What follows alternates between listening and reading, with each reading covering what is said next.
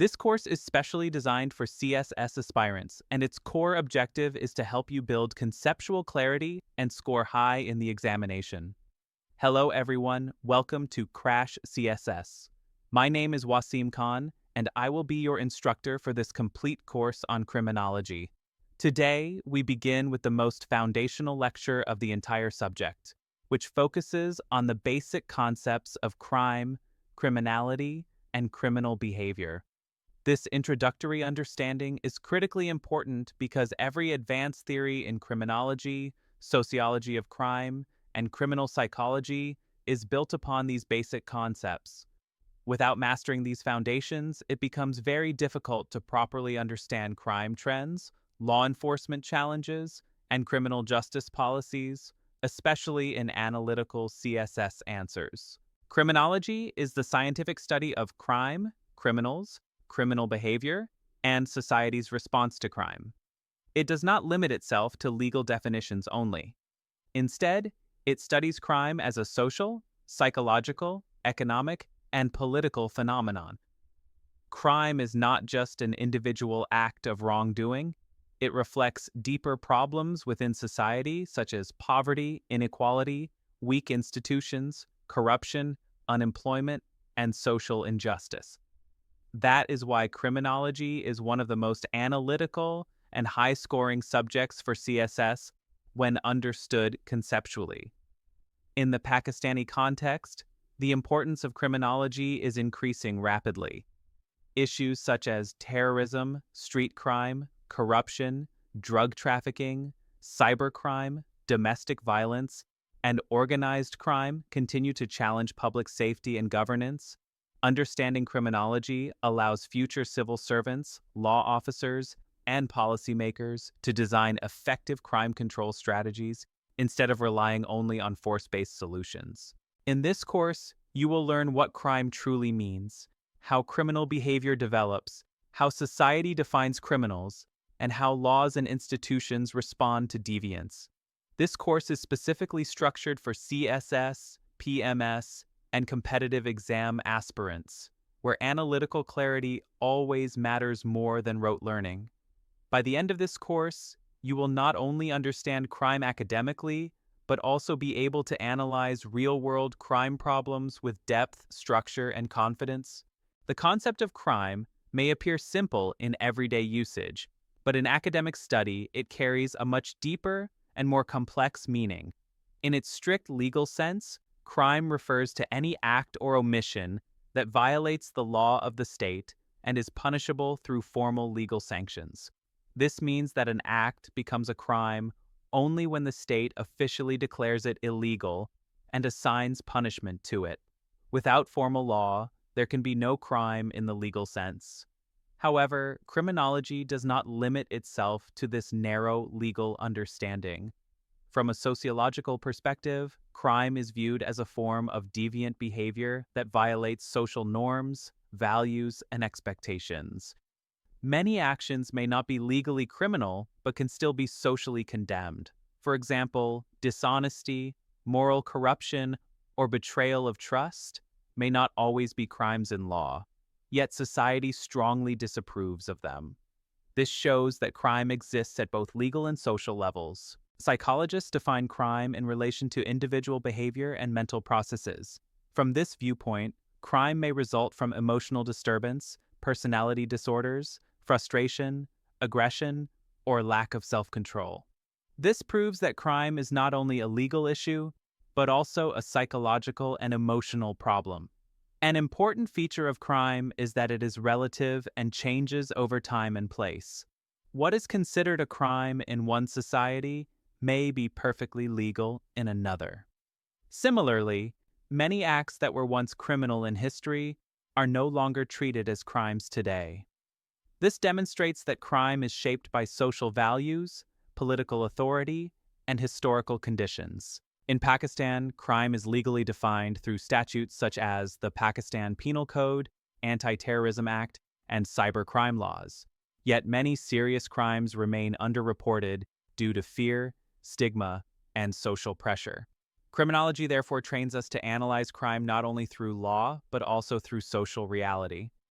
Crime is not simply the outcome of bad character or individual evil. Modern criminology strongly argues that crime is a social phenomenon, deeply connected with the structure and functioning of society. When social institutions fail, crime increases. When social justice weakens, crime expands. This means that crime is not only produced by individuals, but also by social conditions. Poverty is one of the most powerful social causes of crime. When people are unable to fulfill basic needs such as food, shelter, education, and healthcare through lawful means, they may turn to illegal activities for survival. Unemployment further worsens this situation. A large population of jobless youth creates frustration, hopelessness, and vulnerability to crime and extremism. Urbanization and rapid population growth also contribute to crime. Overcrowded cities, housing shortages, slum development, and weak social control weaken community bonds and create opportunities for criminal activity. In such environments, theft, robbery, drug trade, and gang violence become more common. Social institutions play a key role in either preventing or promoting crime. Weak family structures, domestic violence, broken homes, lack of parental supervision, and school dropouts significantly increase the risk of criminal behavior. Peer groups also influence behavior strongly, especially during adolescence. Media portrayal of violence and crime can normalize criminal behavior and reduce moral resistance. In Pakistan, crime is closely linked with economic inequality, political instability, corruption, weak law enforcement, and social injustice. Street crimes, cyber fraud, drug abuse, and organized crime flourish where governance is weak. This proves that crime is not merely a personal failure, but a reflection of deeper social problems.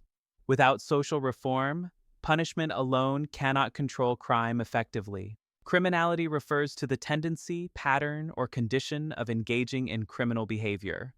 While crime refers to a specific illegal act, criminality reflects a continuing behavioral orientation toward crime. A person who commits crimes repeatedly gradually develops a criminal identity in which crime becomes a normal part of life. Criminality develops through a combination of internal and external factors. Internal factors include personality traits such as impulsiveness, aggression, lack of emotional control, and sometimes mental illness. These traits may increase a person's vulnerability to criminal behavior. However, internal factors alone do not create criminals unless they interact with harmful social conditions. External factors play an even stronger role in shaping criminality. These include poverty, unemployment, lack of education, broken families, abuse in childhood, social rejection, and association with criminal peer groups. A child who grows up in an environment where crime is common may gradually accept it as normal behavior. Criminology also distinguishes between different patterns of criminality. Some individuals become criminals only under pressure or due to specific circumstances.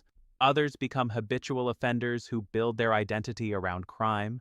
There are also professional criminals who plan crime strategically and depend on it as a primary occupation.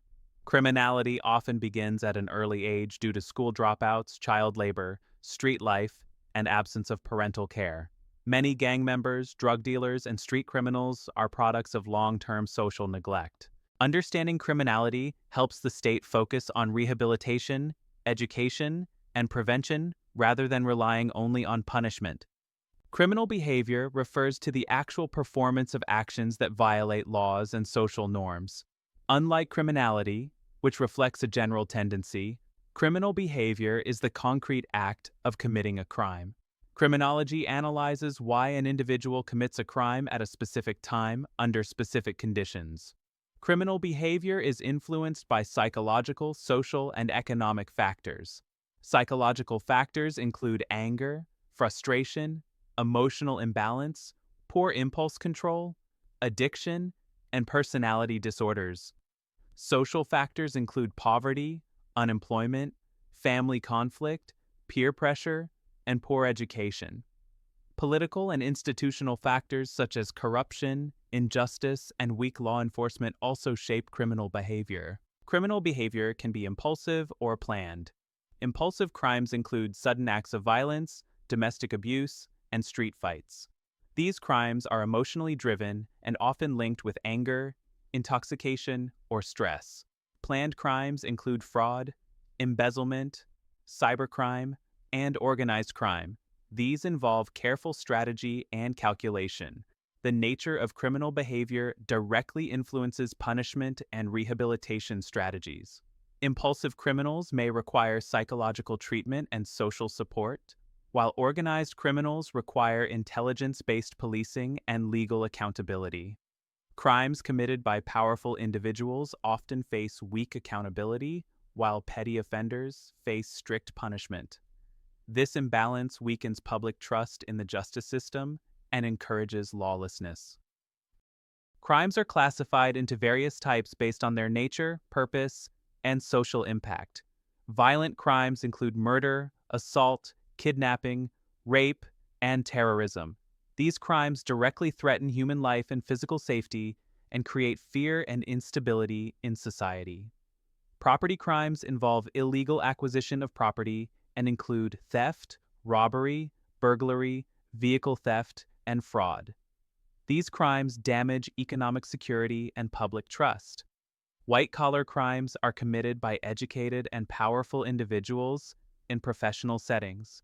These include corruption, bribery, tax evasion, corporate fraud, and money laundering.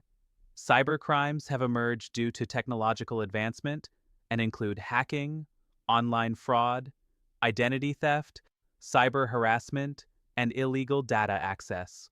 Organized crimes are carried out by structured criminal networks and include drug trafficking, human trafficking, arms smuggling, and illegal gambling. Political crimes include terrorism, sedition, sabotage, and violent extremism. These crimes directly challenge the authority of the state. In Pakistan, cybercrime and financial crime are increasing rapidly due to digital growth and weak cyber regulation. Organized crime benefits from corruption and porous borders. Understanding crime classification helps law enforcement agencies design specialized crime control strategies. In criminology, it is essential to clearly distinguish between criminal behavior and deviant behavior, as these two concepts are often confused. Deviance refers to any behavior that violates social norms, traditions, customs, or expectations of society. Crime, on the other hand, refers only to those acts that violate formal laws and are punishable by the state. This means that all crimes are deviant, but not all deviant acts are crimes. For example, in many societies, dressing in an unconventional way, rejecting traditional marriage, or openly criticizing cultural values may be considered socially deviant. However, these acts are not necessarily criminal because they do not violate any written law. On the other hand, crimes such as tax evasion, bribery, insider trading, and cyber fraud are clearly illegal, yet they often do not always receive the same level of social condemnation as street crimes. This shows that legal crime and social disapproval do not always move together. This difference highlights an important truth. Law is not always a reflection of morality. Laws are shaped by political power, economic interests, and social influence. Powerful groups often determine which actions become criminal and which actions remain legal. As a result, harmful acts committed by elites may escape strict punishment, while minor offenses by the poor may be heavily penalized. In Pakistan, this distinction is clearly visible. Street crimes receive strong punishment, while corruption, tax evasion, and abuse of authority by powerful individuals often face weak accountability. This selective justice weakens public trust in the legal system and encourages further lawlessness. Understanding the distinction between crime and deviance helps CSS aspirants critically analyze law, power, morality, and social control in society. Law plays the most decisive role in defining what is considered a crime. An act only becomes a crime when the state officially declares it illegal and attaches a formal punishment to it. Without law, crime does not exist in the technical sense. This is why criminologists say that crime is a legal construction rather than a purely moral concept. However, criminology also teaches us that laws are not neutral. Laws are created by governments, and governments are influenced by political power, economic elites, cultural traditions, and dominant social groups. This means that not all harmful acts become crimes, and not all crimes are equally punished. Some activities that seriously damage society may remain legal because they benefit powerful groups, while some minor acts may be criminalized for moral or political reasons. Another critical issue is the selective enforcement of law. Even when good laws exist, their unequal application destroys their effectiveness. When poor people are punished strictly while influential individuals escape accountability, the deterrent effect of law weakens. People begin to believe that crime pays for the powerful and punishment is only for the weak. Corruption cases, financial crimes, illegal land grabbing, and abuse of authority often face delays, political pressure, and weak convictions. At the same time, minor street criminals are caught and punished quickly. This imbalance weakens the credibility of the justice system and indirectly promotes crime. Criminology therefore teaches that crime control is not only about passing strict laws, it also requires fair law enforcement, speedy justice, transparency, and equality before law. Without these elements, law becomes a tool of power instead of a tool of justice. Crime is never caused by a single factor. Modern criminology explains crime as the result of a complex interaction between economic, social, psychological, and political forces. Among all factors, poverty and unemployment remain the strongest contributors to crime. When people are unable to meet basic needs, such as food, shelter, education, and healthcare, through lawful means, they may turn to illegal activities for survival. Social inequality also plays a major role. When individuals see extreme differences between rich and poor, feelings of injustice, frustration, and resentment increase. This emotional pressure often pushes people toward theft, robbery, fraud, and violent crime. Family breakdown is another critical factor. Children raised in abusive homes, broken families, or without parental supervision face a much higher risk of criminal involvement. Psychological factors also influence crime. Emotional instability, aggression, addiction, personality disorders, and poor self-control can weaken a person's ability to follow laws. Peer pressure, especially among youth, further strengthens criminal tendencies by normalizing illegal behavior. Political and institutional factors are equally important. Corruption, weak accountability, delayed justice, and lack of deterrence create an environment where crime becomes profitable and low risk. When criminals believe that they will not be punished, crime expands rapidly. In Pakistan, crime is strongly connected with youth unemployment, drug addiction, political instability, weapons proliferation, weak policing, and slow judicial processes. Terrorism and organized crime are also linked with regional instability and illegal financing. Criminology clearly shows that crime cannot be controlled through police force alone. It requires economic development, education, social protection, justice system reform, and political stability. Thank you for watching this lecture and beginning your criminology journey with us at Crash CSS. This course is designed especially for CSS aspirants to help you build strong concepts and score high in the examination through analytical, exam-focused learning. In the coming lectures, we will cover major criminological theories, juvenile delinquency, punishment, policing, organized crime, cybercrime, and crime prevention, with full relevance to Pakistan and CSS. If you found this lecture helpful, make sure to subscribe to Crash CSS, press the bell icon so you never miss any upcoming lectures, and stay connected with us for serious, structured preparation. I will see you in the next lecture.